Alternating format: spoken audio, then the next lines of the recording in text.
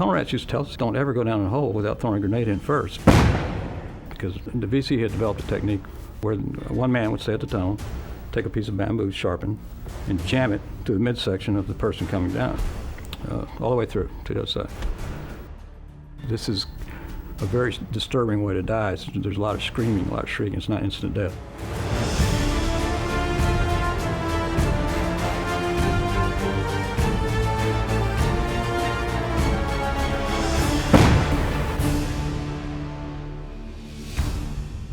In this episode of Warriors in Their Own Words, we'll hear from Gary Schooler. Schooler served as one of the unsung heroes of the Vietnam War, known as tunnel rats. Their mission was to search and destroy the vast underground web of the Viet Cong.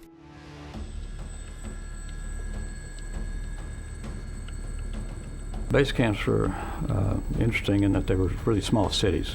I mean, they had their own water systems, own electrical generation. Cu Chi was one of the bigger ones, 25th Division. At one point, I believe, it had 16 or 17,000 troops. That's a lot of people. Plus, they would bring in, when I was there, it was that big anyway, they were bringing in people from the outside, civilians, many of which were VC, I'm sure, to the tune of 3,000 or 4,000 is what I remember. There'd be huge masses of them at the gates every day coming to work. The Cu Chi base camp was when it became evident that Saigon was becoming more and more endangered by these creeping Cong regiments and so forth. The people down there in MACV decided to ring Saigon with these several bases, 40, 50 miles out, and that would be like the first line of defense. And that's Cu Chi was in the strategic part of the Ho Chi Minh Trail where it came into southern Vietnam through Cambodia and so forth. And it was just kind of like the main road.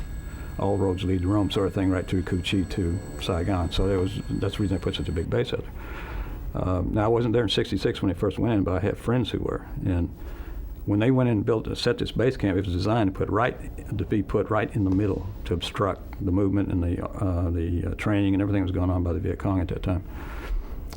Those guys, they just showed up on trucks. There was nothing but rice paddies and trees, and they had to form a perimeter, dig in, start building bunkers, and then later hooches. And the interesting thing about Cu Chi was it was built on a tunnel complex, part of the bigger tunnel complex, which I believe is something like 160 miles, they estimate in length. And it goes for through half the AO of the 25th Division, but a lot of it had to be right under the base camp. So soon they started finding out that they were being shot at from within their own perimeter at night, and things, snipers and things, and they finally figured out that people weren't coming through the wire, through the perimeter. They were actually coming from within the perimeter, didn't duck out of sight. So I think based on those early guys that were doing the tunnel business, it took them several months to clear out Cu Chi, and I'm not sure even how they did it. I know they collapsed the tunnels, they filled them up, they put concrete, everything, and eventually they worked the working tunnel system outside of the perimeter at least. Schooler and the other tunnel rats also worked to demolish a tunnel system located in an area known as the Iron Triangle. That was a Viet Cong stronghold for years and years and years before we even got there. So that was also laced with tunnels. The Iron Triangle was named by, I believe, a colonel there had been an Iron Triangle communist base in the Korean War, and he picked up on that and he named this the Iron Triangle. But it really is a triangle. There's the Saigon River, T10 River, and then Ben Cat, Ben Suk. These are villages that were razed during the war. I mean, just wiped out. Everything inside the Iron Triangle, I have these maps, the old mission maps, and if you look at the old mission maps in the Iron Triangle, he'll give the name of a village and he'll have in parentheses under it destroyed, name of another hamlet destroyed. Everybody was ordered out of the Iron Triangle around 1966. And it became a free fire zone, what we call a free fire zone. That meant anything we saw in there that moved, kill it, because if it's a person, it's not supposed to be in there. The part about the Iron Triangle that amazed me was that it was kind of I don't know why that would be a place the Viet Cong would pick, because you got this triangle with the rivers on both sides and really rugged terrain above. It looks, to me, looking at a map, it looks like it's sort of secluded and like back to the wall sort of thing. And I think the Americans that planned these operations thought that too. we'll drive into the river, we'll do this and that. But they had one thing we couldn't handle, and that was the tunnel systems that would allow them to go down underneath all that. And when we started operating up there, it had already had several big operations way swept through there. They never were able to clean them out for sure, for good. And I personally think that was just a thorn in the side of the Americans. I don't think it was that much of a, by the time I got there weren't that many Viet Cong in there. But I think it just bothered them that they couldn't clear it out, and so we kept going back and back.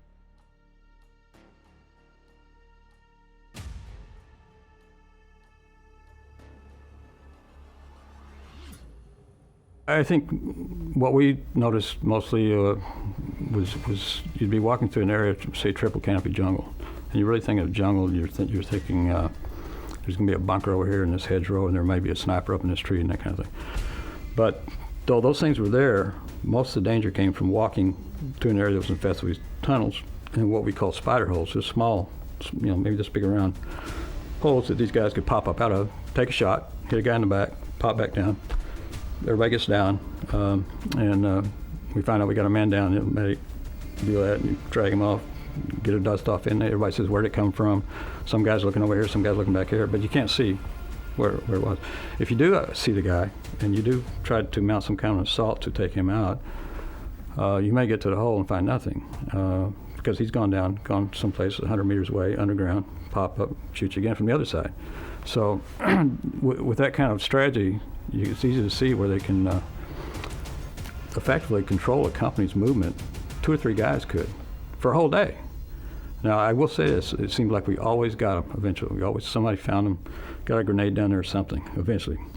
But we always took casualties doing it. And from their perspective, if they could take out 2 or 3 of us and only lose 2 or 3 of theirs, they were happy with that. They've said that many times. The original tunnel rats were engineers who were specialized in demolitions and engineering, all kinds of things like that. And they had the tough job of learning about the booby traps and the snipers on the ground, the snakes hanging from the ceiling, those kinds of things that they told us, they passed on to us. And it made our job a lot easier. They found these things. A good example is one of the earliest stories of bad things that could happen to the original tunnel rats was be going through the jungle, maybe get a sniper around, crawl, find a hole. A man would be lowered down feet first, which sounds kind of unstable. We're talking about a hole, again, only about maybe 20 inches across. But you wouldn't want to stick your head down there first either. And the VC had developed a technique that I think they used against the French too earlier, where one man would stay at the tunnel, take a piece of bamboo sharpened, and jam it to the midsection of the person coming down, all the way through to the other side. Well, this accomplishes several things. First of all, it puts this guy in a big hurt, and you cannot pull him out of the tunnel because he's got the bamboo stuck all the way through him. So it effectively seals the tunnel. The man has a chance to leave the Viet Cong. This is a very disturbing way to die. There's a lot of screaming, a lot of shrieking. It's not instant death. So it's demoralizing to the people. Tunnel rats used to tell us these stories. And we learned that they learn pretty fast. Don't ever go down a hole without throwing a grenade in first. Very simple, basic stuff, but sometimes you have to go through an experience like that to learn it. So by the time I got there in '67, we had learned from these initial guys, and we would always take plenty of grenades. And you can get rid of anybody that's down there just by throwing a frag grenade down there. If it's booby trapped, one of their booby traps, it probably will set off that booby trap. So you're killing 2 birds with 1 stone there when you throw that grenade down there. Now most of the time there wasn't anything there, but if you did, if he was down there, it was going to get him. And just a very simple thing, just always grenade, frag the thing first, and you would have a lot better shot of making it. But if we didn't know that, we probably would have done the same thing. Hey, there's a hole, let's go get it, fall down, same thing. Over time, deforestation efforts by the U.S. military enabled more of the tunnels to be exposed.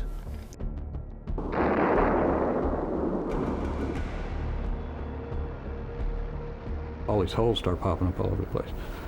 And so there was just a lot more holes than there were tunnel rats, I think. And they figured out, well, we can't wait for engineers to come from, they're busy in another sector or something.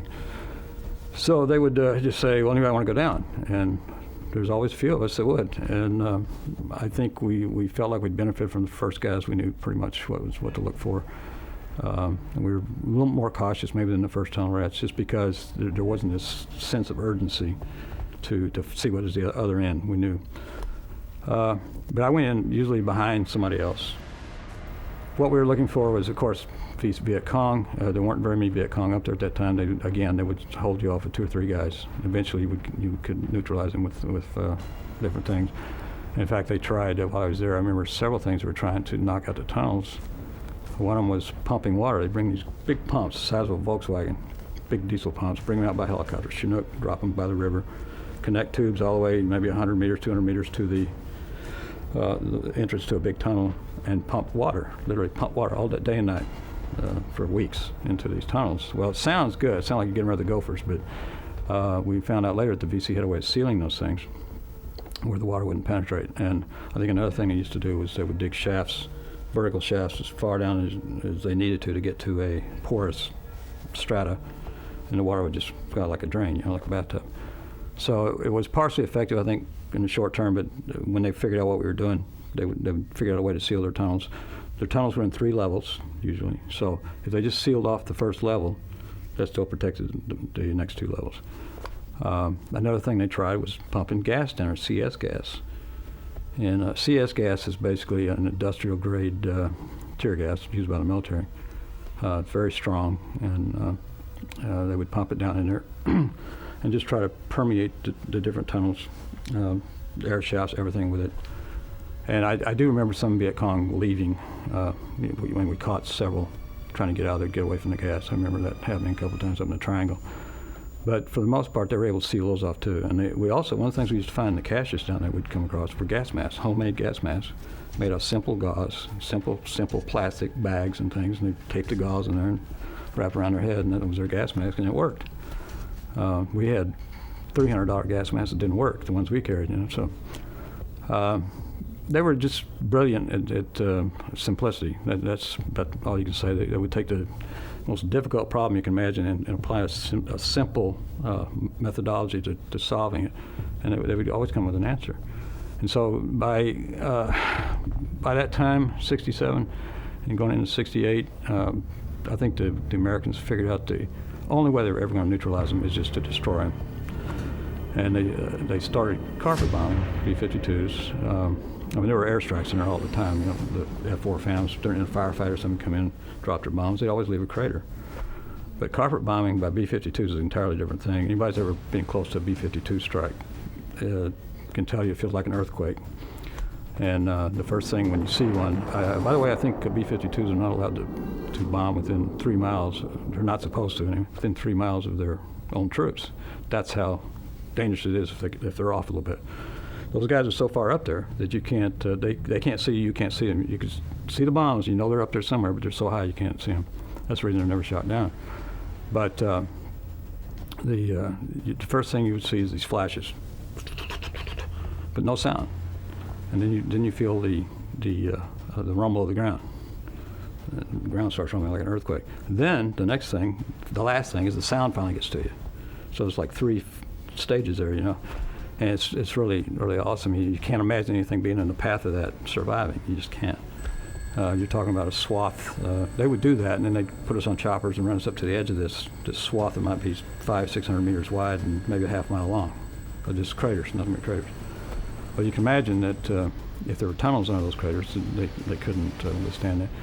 And that eventually led to I really think the abandonment of the tunnels in that 67, 68 area time frame, because if you think about it, you got the level ground, let's say Hobo Woods, and below that 10 or 12 feet is the first level.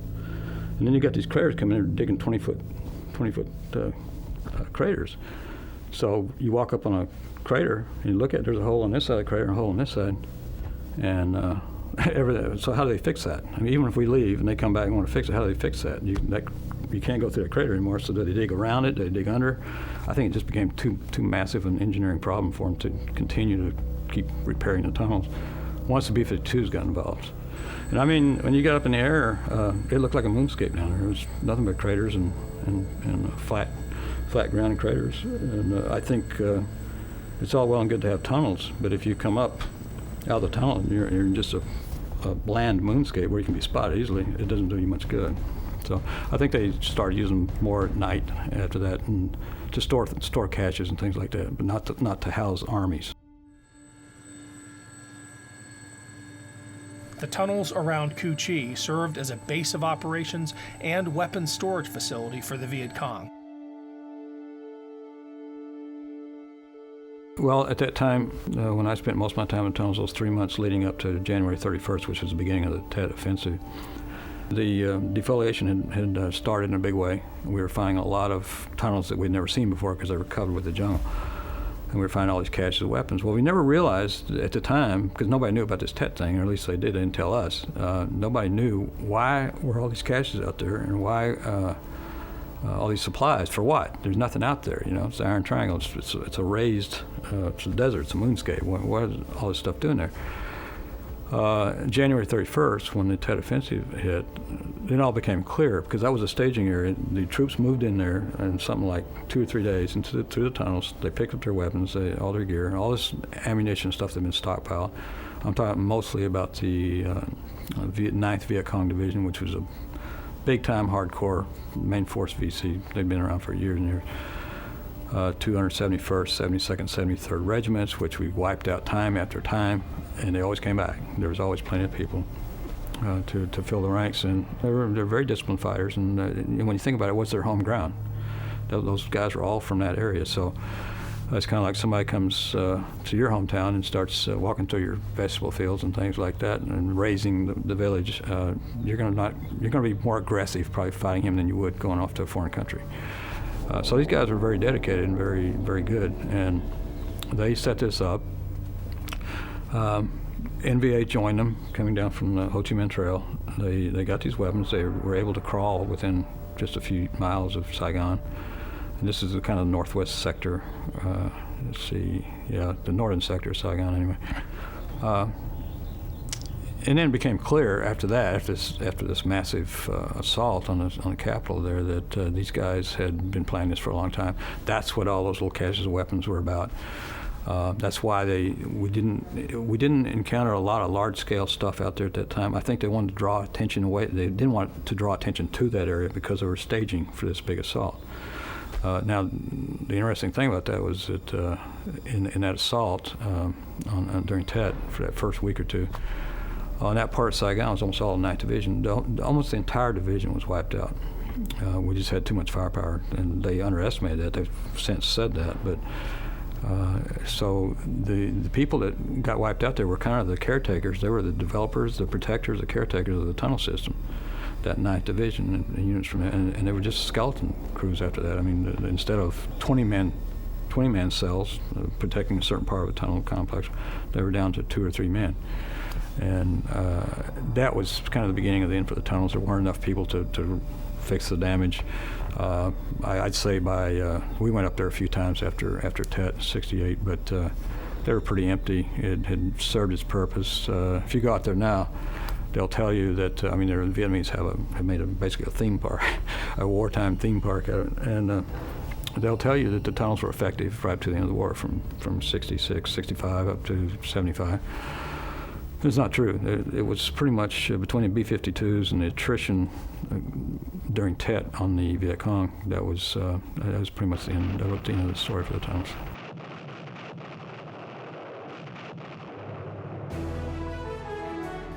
That was Gary Schuyler. Gary served as a 25th Infantry Wolfhound and earned the Bronze Star for Valor during the war.